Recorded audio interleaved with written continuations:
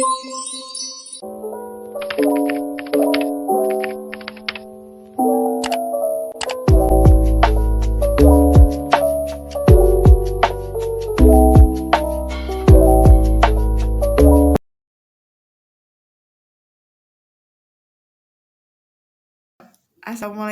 warahmatullahi wabarakatuh. Perkenalkan, saya Yona Yulia, CGP Angkatan 10 Kabupaten 50 Kota. Yang saya hormati Bapak Aidil Putra selaku fasilitator dan Bapak Zulfikar Arifullah sebagai pengajar praktik. Baik, pada kali ini saya akan melakukan coaching supervisi akademik bersama rekan sejawat saya di sekolah, yaitu Ibu Meta Febrianti, di mana kegiatan yang akan dilakukan terbagi menjadi 3 tahap, yaitu pra-observasi, observasi, dan pasca observasi.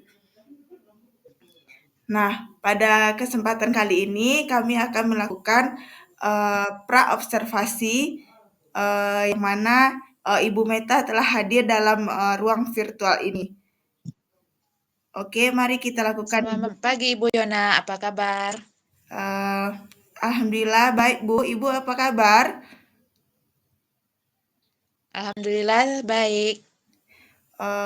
Bu Meta, mohon maaf mengganggu waktu Ibu ya. Sebentar kita berbincang-bincang terlebih dahulu mengenai persiapan yang akan kita lakukan untuk supervisi akademik di kelas Ibu nanti. Seperti yang sudah saya sampaikan bahwa kegiatan supervisi akademik ini terbagi menjadi 3 tahap. Yang pertama pra-observasi, observasi, dan pasca observasi. Nah, hari ini saya mohon kesediaan Ibu Meta untuk kita melakukan coaching pra-observasi. Ya Bu, apakah Ibu bersedia? Bersedia Ibu Yona? Oke, baik Bu Meta. Sebelum kita mulai pada bincang-bincang hari ini, apa yang Ibu harapkan dari bincang-bincang kita hari ini, Bu? Yang saya harapkan pada hari ini adalah untuk persiapan, kira-kira apa yang untuk diajarkan untuk supervisi dan masukan-masukan sebelum pembelajaran dilakukan.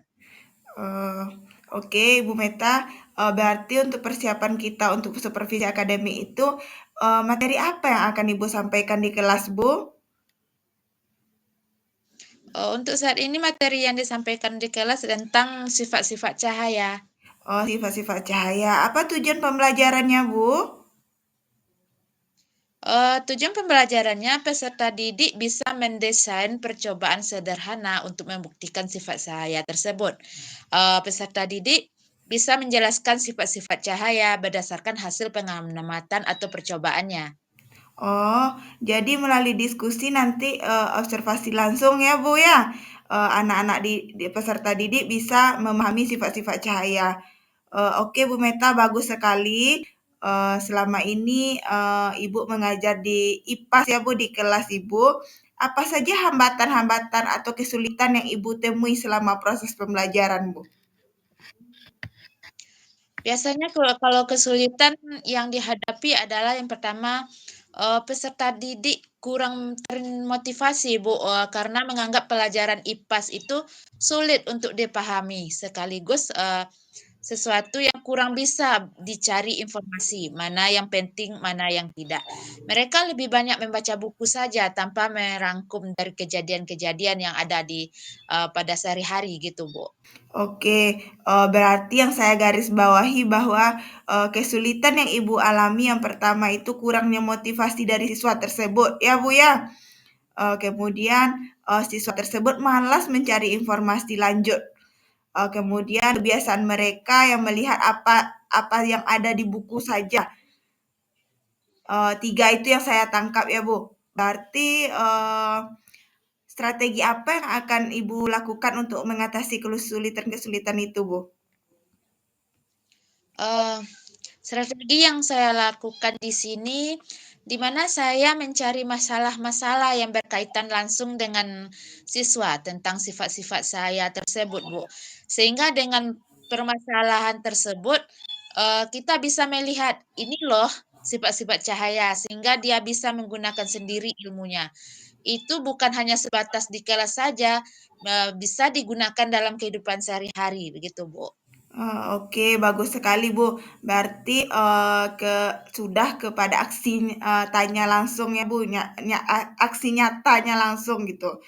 Nanti, pada kehidupan mereka, apa yang akan mereka lakukan. Jadi kita, berikan pembelajarannya di kelas, nanti bisa mereka praktikkan, dalam kehidupan mereka sehari-hari. Oke, Bu Meta, pembelajaran yang akan Ibu lakukan apakah sudah Ibu persiapkan, Bu? Yang pertama yang dipersiapkan itu yang pertama RPP, Bu. Setelah itu eh, baru yang kedua tuh LKPD, instrumen penilaian. Hanya itu, Bu. Oh, berarti Ibu sudah menyediakan RPP, LKPD, dan instrumen penilaian. Nah, kira-kira Bu, apa kira-kira ada tidak yang Ibu harapkan nanti yang bisa membantu Ibu mempersiapkan segala sesuatunya dalam proses pembelajaran nanti? Yang saya harapkan kepada rekan-rekan yang lain, misalnya mempersiapkan infokus atau sejenisnya lah gitu, Bu. Mungkin Oke. itu saja. Oke, dan biasanya itu selalu dibantu oleh teman-teman ya, Bu. Kita harus, menjalin kerjasama atau kolaborasi, demi kelancaran kita di dalam kelas. Kemudian Bu Meta, dari pembelajaran yang telah Ibu lakukan di kelas itu, apa area pengembangan diri Ibu yang ingin Ibu capai, Bu? Yang ingin saya capai misalnya ilmu yang saya berikan itu tidak hanya sebatas di kelas saja, jadi lebih kepada kontekstual, di mana siswa bisa menerapkan ilmu yang saya berikan, ilmu pengetahuan alam itu benar-benar untuk dirinya sendiri atau untuk lingkungannya sendiri. Bukan hanya sebatas mencatat kemudian latihan, bukan hanya sebatas itu, Bu. Oh, berarti Ibu ingin lebih meningkatkan lagi lah ya potensi bagaimana Ibu menyampaikan ilmunya ini kepada peserta didik. Atau sehingga peserta didik lebih memahami apa yang telah Ibu sampaikan. Eh, Strategi yang Ibu gunakan untuk pengembangan area ini apa, Bu? Pengembangan diri Ibu hari ini? Salah satu strategi dengan menggunakan model pembelajaran, di mana memang panca indera itu yang ada di sekitar siswa itu sendiri, sehingga secara langsung tidak sesuatu bisa memahaminya dan bisa menerapkannya dalam kehidupan sehari-hari. Oh, berarti Ibu ingin, apa ya, kalau tidak salah saya dengar tadi, berarti Ibu ingin melakukan, metode atau mode pembelajaran yang lebih memperdalam ilmu, tentang untuk bisa menyampaikan apa yang ilmu kita kepada peserta didik. Oke Bu, itu sangat bagus sekali karena itu, kita tahu dalam penyampaian pembelajaran itu, apabila kita hanya menggunakan satu metode saja, tentu itu sangat, monoton ya Bu. Tapi kalau kita Ya. menggunakan, metode atau mode pembelajaran yang beragam, itu sangat menarik bagi siswa. Eee, oke Bu Meta, eee cukup sekian untuk perbincangan kita hari ini. Terima kasih atas waktunya ya, Bu, ya. Eee, Sama-sama, Bu. Semoga nanti ketika kegiatan observasi di dalam kelas kita juga berjalan dengan baik. Bu Meta juga sehat-sehat sehingga nanti kita ketemu di kelas ketika observasi. Eee, Cukup sekian, Bu, terima kasih sekali atas waktunya. Ya, sama-sama, Bu. Oke. Demikianlah, kegiatan, coaching, supervisi akademik pada tahap observasi saya bersama dengan Ibu Meta Febrianti dan, nanti akan saya lanjutkan pada tahap observasi di kelas. Wabillahi taufiq wa hidayah. Wassalamualaikum warahmatullahi wabarakatuh.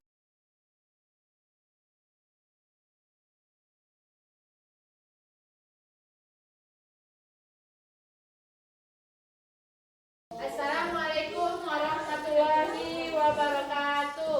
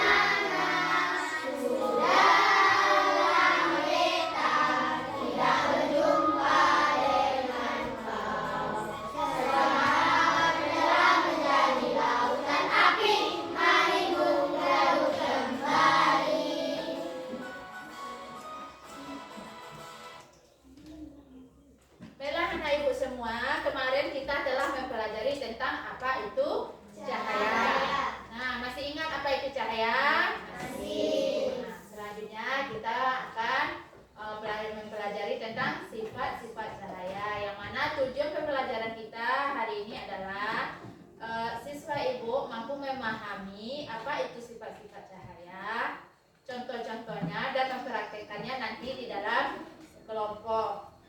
Sebelum kita memprakteknya dalam kelompok, kita terlebih dulu memahami apa itu sifat-sifat cahaya. Mohon diperhatikan ya anak ibu.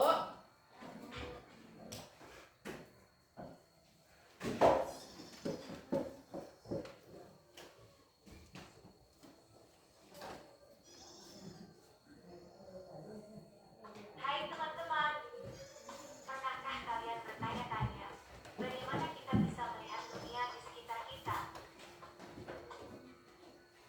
Tahukah kamu sumber energi cahaya terbesar di bumi? Tahukah kamu bahwa cahaya juga bisa dibelokkan ketika melewati benda transparan seperti air atau kaca? Cahaya adalah gelombang elektromagnetik yang membawa energi dan informasi dari sumbernya ke mata kita. Bagaimana cahaya merambat? Kita akan melihat bagaimana cahaya bergerak dalam garis lurus dan dapat dibiarkan ketika melewati benda transparan seperti air atau kaca. Cahaya merambat atau bergerak lurus. Cahaya matahari merambat lurus saat melewati celah-celah kecil. Bagaimana cahaya dipantulkan? Pernahkah kamu melihat bayangan dirimu di cermin? Atau terpesona oleh kilauan air di bawah sinar matahari? Fenomena ini terjadi karena cahaya dapat dipantulkan. Pantulan cahaya ini membantu memperkuat warna-warna pelangi yang kita lihat. Cahaya yang dipantulkan dan dibiaskan oleh tetesan air hujan kemudian dipantulkan kembali ke mata kita, sehingga kita melihat lengkungan warna-warni di langit. Bagaimana cahaya bisa menembus benda bening? Kita dapat melihat benda-benda dengan jelas melalui benda transparan seperti kaca. Namun cahaya tidak bisa menembus dinding tembok.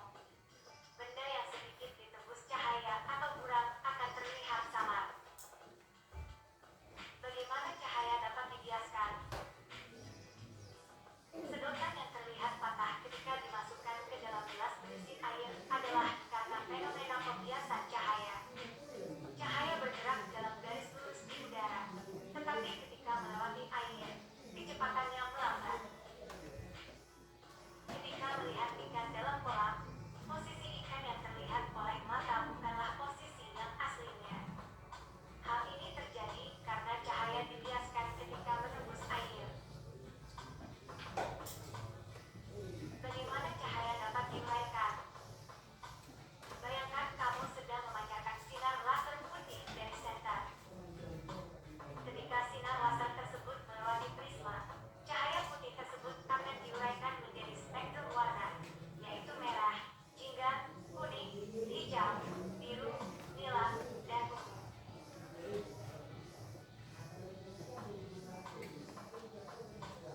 Bagaimana cahaya membentuk bayangan? Pernahkah kamu bertanya mengapa kita memiliki bayangan? Jawabannya terletak pada cahaya. Bayangan terbentuk ketika cahaya terhalang oleh suatu benda, dan sifat-sifat cahaya menentukan bentuk dan ukuran bayangan tersebut. Baiklah anak ibu, demikianlah video tentang sifat-sifat cahaya. Sebelumnya ibu bertanya apa saja sifat-sifat cahaya. Yang pertama, cahaya bisa merambat lurus. Yang kedua, cahaya bisa diuraikan. Yang ketiga, cahaya bisa dipantulkan. Yang keempat, cahaya bisa dibiaskan. Sudah ada dia. Cahaya bisa menembus benda. Seterusnya cahaya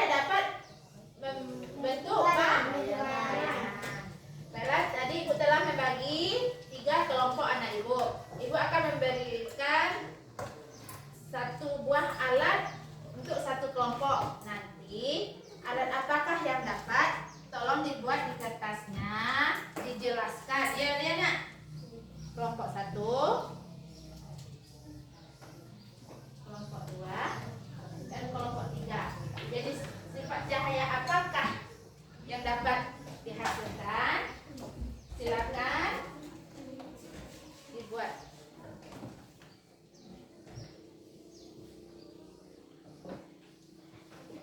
Tulis nama anggota kelompok terlebih dahulu.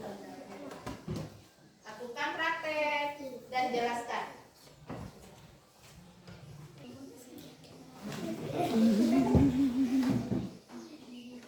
Kamu coba.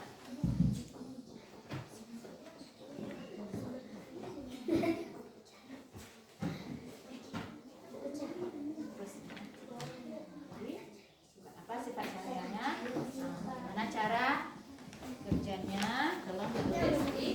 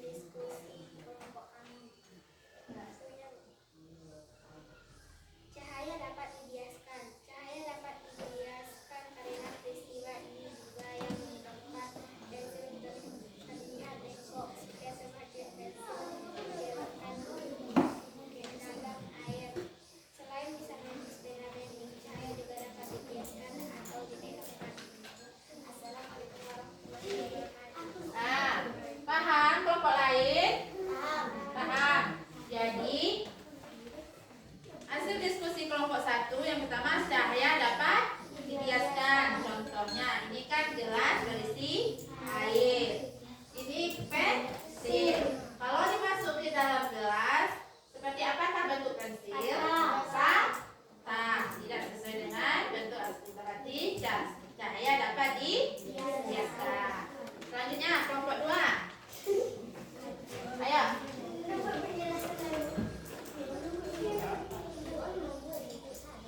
Nah,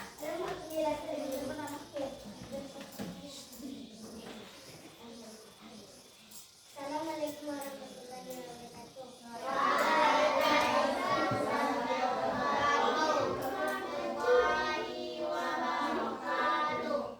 Kami dari kelompok 2 akan menjelaskan hasil diskusi kami. Nama kelompok Azim, Arfa, Azam, Faiz. oke. Nah, sifat cahaya yang didapat. Satu, cahaya bisa dipantulkan. Dua, cahaya dapat membentuk objek. Oke, cahaya dapat dipantulkan. Jadi sifat cahaya yang didapat adalah cahaya dapat dipantulkan. Kalau kita bercermin, apakah kita melihat bayangan kita? Ya, berarti dari sini kita dapat melihat bahwa sifat cahayanya adalah cahaya dapat dipantulkan. Pantulkan bayangan kita sendiri. Ayo kelompok 3.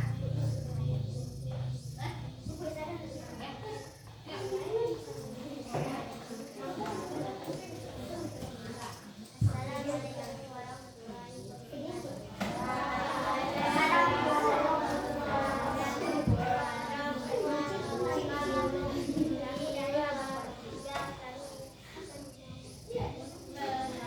Menampilkan hasil diskusi kelompok kami. Satu, cahaya merambat lurus. Dari sumbernya cahaya merambat atau bergerak lurus. Kalian bisa melihat dari matahari saat melewati celah-celah sumber Seperti cahaya matahari mengenai celah kecil. Nah, sifat cahaya yang ketiga dari kelompok 3 yaitu cahaya dapat merambat lurus. Dari senter ini cahaya bisa merambat lurus. Selain itu sifat cahaya apa lagi yang bisa didapat di sini? Pahami? Cahaya apa lagi? Sifat cahaya? Cahaya dapat membentuk. bayangan. Nah, kalau dihambat oleh benda, Jelas. nah, cahaya berbentuk bayangan apa? Nampak dari bayangan tangan ibu? Baik. Nah, paham mana ibu? Paham. Itulah hasil diskusi kita hari ini. Daerah Lampung dan Jawa Gimana?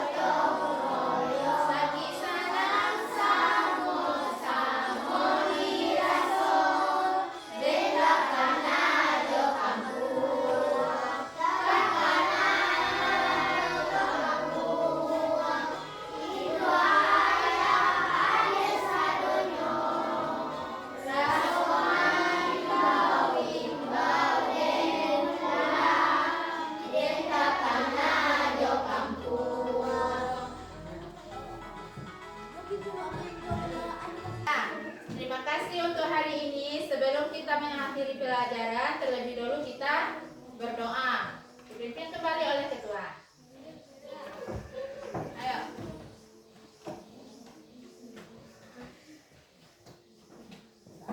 Siap, gerak.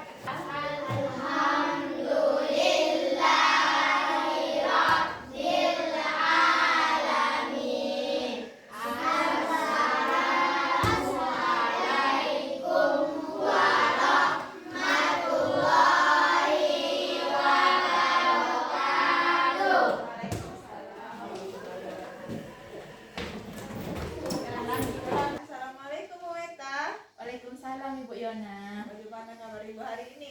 Alhamdulillah Bu, baik walaupun agak grogi kemarin pasca observasi ya Bu. Ya, Bu Meta kemarin kita sudah melaksanakan observasi ya Bu. Luar biasa kegiatan pembelajaran yang Ibu tampilkan kemarin sangat menarik. Sudah menampilkan strategi pembelajaran diferensiasi dan sudah diintegrasikan dengan KSE ya Bu ya. Terima kasih banyak Bu atas respon baiknya ya Bu. Menurut Bu Meta, apa yang sudah berjalan dengan baik selama kegiatan pembelajaran kemarin Bu? Dalam kegiatan pembelajaran kemarin yang mana menurut saya tujuannya sudah tercapai. Nah, yang kedua, strategi sudah terlaksana dengan baik. Oh iya, betul sekali yang Ibu sampaikan. Tujuan pembelajaran yang Ibu sampaikan kemarin sudah tercapai. Strategi pembelajaran berdiferensiasi yang terintegrasi dengan KSE sudah Ibu laksanakan. Dan juga saya sudah melihat Ibu menggunakan LKPD ya Bu. Ya, Bu. Oh ya, Bu Meta, menurut Ibu apa yang perlu Ibu perbaiki atau Ibu tingkatkan lagi dalam kegiatan pembelajaran? Dalam kegiatan pembelajaran kemarin ada beberapa hal yang perlu saya tingkatkan Bu. Ya, salah satunya adalah pengembangan pemberian umpan balik atau refleksi. Ya betul Bu, refleksi terhadap siswa. Pemberian penguatan terhadap siswa, saya merasa pada saat pembelajaran kurang memberikan refleksi dan penguatan kepada siswa. Hari ini kan kita berbincang pasca observasi Bu. Apa nih Ibu Meta ingin tuju dari perbincangan kita ini? Dalam perbincangan ini yang ingin saya tuju yang pertama Bu, saya ingin mencari solusi terhadap permasalahan yang saya temui saat pembelajaran kemarin Bu. Baik, tadi dalam permasalahan yang Ibu rasakan kemarin yaitu apa tadi Bu? Pemberian refleksinya kurang Bu. Nah, coba Ibu ceritakan permasalahan tentang refleksi dan umpan balik ini. Baik Bu, kemarin dalam proses pembelajaran ada beberapa tujuan pembelajaran yang sudah saya lakukan. Namun ada beberapa kegiatan atau area pengembangan yang menurut saya belum terlaksana dengan baik Bu. Yaitu kurangnya menanggapi atau tidak melaksanakan umpan balik, di mana saya tahu ketika semua siswa tidak bisa menjawab pertanyaan yang saya ajukan. Ternyata dalam proses pembelajaran saya membawa benda-benda konkret, namun saya tidak bertanya benda konkret mana lagi yang sesuai dengan pembelajaran, yaitu tentang apa ya Bu, sifat-sifat cahaya kemarin ya Bu ya. Iya, berarti Ibu area pengembangan yang Ibu fokuskan apa Bu? Itu Bu, refleksi terhadap siswa itu Bu, umpan baliknya bagaimana gitu. Baik, Bu Meta merasa yang perlu kita permasalahannya yaitu masih kurang pada refleksi atau umpan balik ya Bu ya. Untuk meningkatkan kompetensi dalam memberikan refleksi atau umpan balik ini, kira-kira apa yang bisa Ibu Meta lakukan? Ya, untuk selanjutnya dalam pelajaran selanjutnya mungkin saya berusaha lagi Bu mempelajari bagaimana langkah-langkah dan pelaksanaan umpan balik ini Bu. Dan kegiatan apa yang bisa dilakukan untuk meningkatkan kemampuan umpan balik saya Bu. Untuk meningkatkan atau mengembangkan kompetensi dalam pemberian umpan balik atau refleksi ini, kira-kira apa yang Ibu Meta butuhkan Bu? Iya, yang pertama pertama yang saya butuhkan yaitu masukan-masukan dan arahan-arahan dari Bu Yona tentunya ya Bu.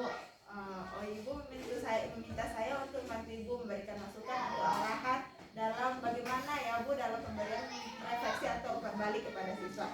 Nah, kapan kita bisa melaksanakan ya Bu? Agar melaksanakan diskusinya lagi gitu. Ya untuk melaksanakan lebih cepat lebih baik ya Bu. Kalau besok bagaimana Bu? Gitu. Agar saya lebih meningkatkan saat pembelajaran selanjutnya gitu Bu. Ya. Baik, berarti Bu Meta minta bantuan saya untuk memberikan arahan ketika kita berdiskusi lagi bagaimana pelaksanaan pemberian refleksi atau berbalik dalam kegiatan pembelajaran yang baik ya Bu ya. Iya, Bu. Insya Allah besok saya ada waktu untuk kita berdiskusi kembali mengenai refleksi dan umpan balik ini. Oke Bu Meta, dalam percakapan kita hari ini apa yang Ibu dapatkan? Yang pertama saya sudah mendapatkan solusi-solusi tadi yang saya anggap mungkin masalah ya Bu ya. Mungkin saya sudah mendapatkan pencerahan atau memikirkan bagaimana cara atau strategi selanjutnya untuk menghadapi masalah yang saya hadapi itu Bu.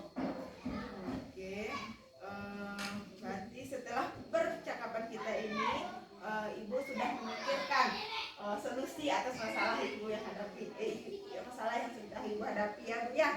Baik, jadi Bu kita tinggal tindak lanjutnya besok ya Bu ya. Kita sudah di akhir sesi Bu Meta. Terima kasih atas waktu yang telah Ibu luangkan.